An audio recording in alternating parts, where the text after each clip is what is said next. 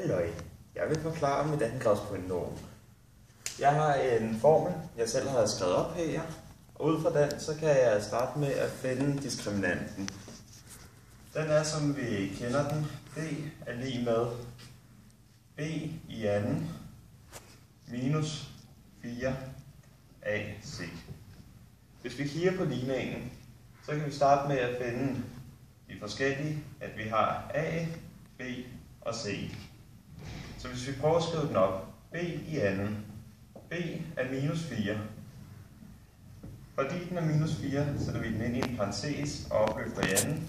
Ellers er det kun b, den opløfter i anden og sætter i minus. Minus de 4 gange a, som der er 2, gange c, som der er 3. Det har jeg så regnet ud, og det har jeg fået til minus 8. Så nu, hvor vi kender d, så kan vi finde toppunktet for den. Toppunktet er lig med koordinaterne for minus d divideret med 2a kolon minus d divideret med 4a, som der vil give os et koordinatsæt om det forskellige. Hvis vi så prøver at skrive det, så ved vi minus b. B var minus 4, og minus kan vi regne ud i hovedet, giver plus. Så den vil sige 4 og 2a. A er 2, så den er 2 gange 2.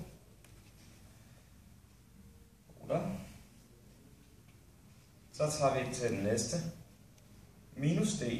D er minus 8, og minus igen. Så har vi til 8. Og 4a. A fandt vi før til at være 2, så det har vi også igen. 4 gange 2. Med meget nem hovedregning, så kan vi se, at 4 divideret med 4 er 1, og 8 divideret med 8, det er 1. Så vores punkt for toppunktet hedder i 1,1. Bare stop den der. Nu? Ja. Nu vil jeg så prøve at finde ud af de forskellige ting. Der har vi fået en lille huskeliste, vi kan komme igennem med A, B, C og D. Og så alt efter, om de er større, mindre eller lig med 0. Hvis vi starter med at kigge, A er 2, og som vi ved er 2 større end 0. B den er minus 4, så den er mindre end 0, fordi minus er mindre end 0. C den er 3, så den er også større end 0. Og D den er minus 8, så den er mindre end 0. Så vi kan få at vide, at det her, det er så, at fordi A er større end 0, så bliver andengradspolynomet, det bliver glad. A og B, de er modsatte af hinanden. Det betyder, at den ligger på højre side af koordinatsystemets y-akse.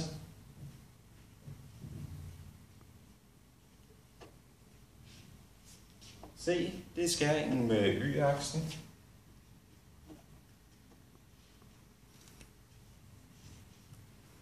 Og D, det er antal nulpunkter, og fordi D er mindre end 0, så vil antal nulpunkter være 0.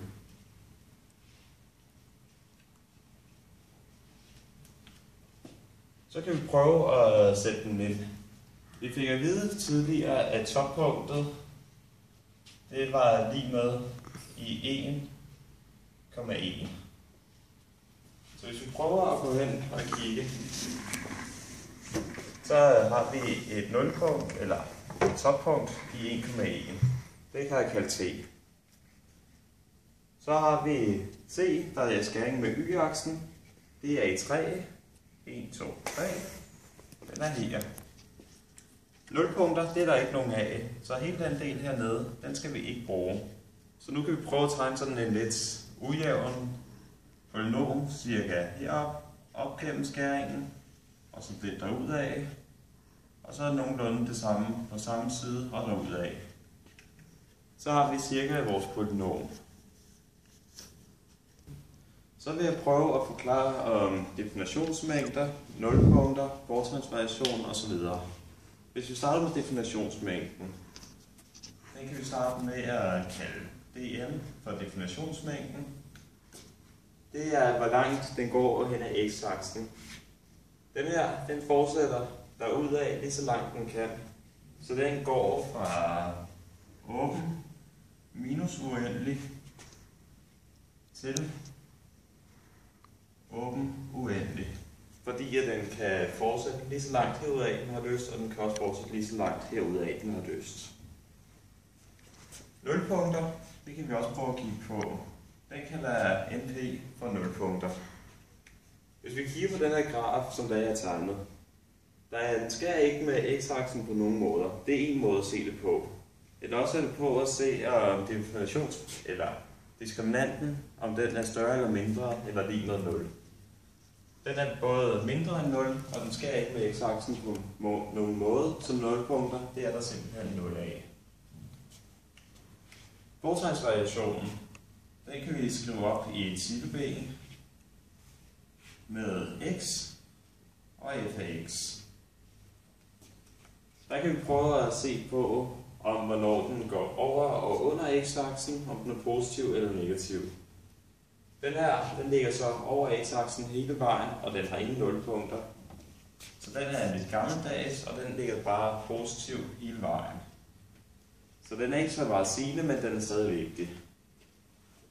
Så hvis vi kigger på monotoniforholdene, så kan vi se, hvornår det er, at den er aftagende og tiltagende. Der, hvis vi er på venstre side og ned mod toppunktet, der kan vi se, at den er aftagende. Det er den så fra... Nu skal vi lige prøve, hvordan vi gør det her bedst. At den er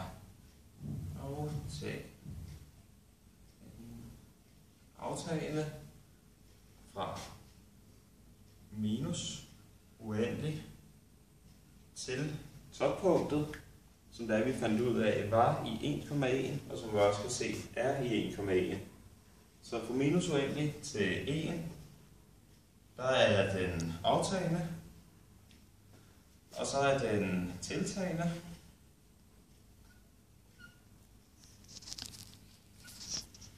og tiltagende, det er den så fra toppunktet og udad, så det er den så fra 1 til uendelig.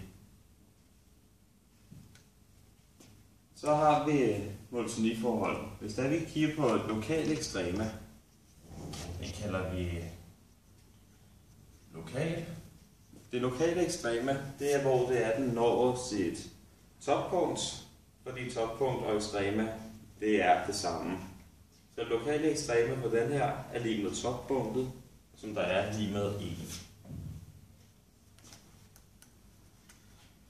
Hvis vi kigger på selve grafen, eller polynomet, så kan vi se, at den er konvekst, fordi at den også kaldet glad. Så glad eller konvekst er det samme.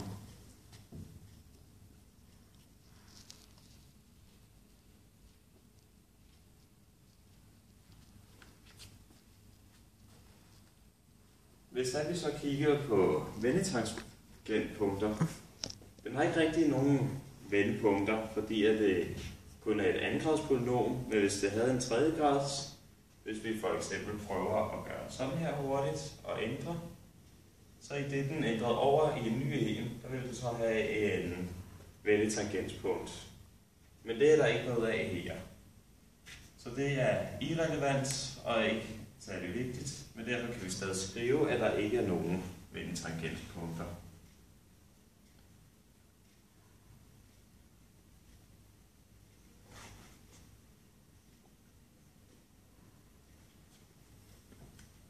Så hvis vi kigger på variationsmængden, den kan vi kalde for VM. Det er, hvor langt den går op ad y-aksen. Ja, og det gør den så fra toppunktet og ud i det uendelige, som vi kan se. Så fra toppunktet, som der er 1, og så ud i det uendelige, fortsætter der ud af til uendeligt. Og sådan definerer du mere eller mindre, hvordan alle kostpronomene er.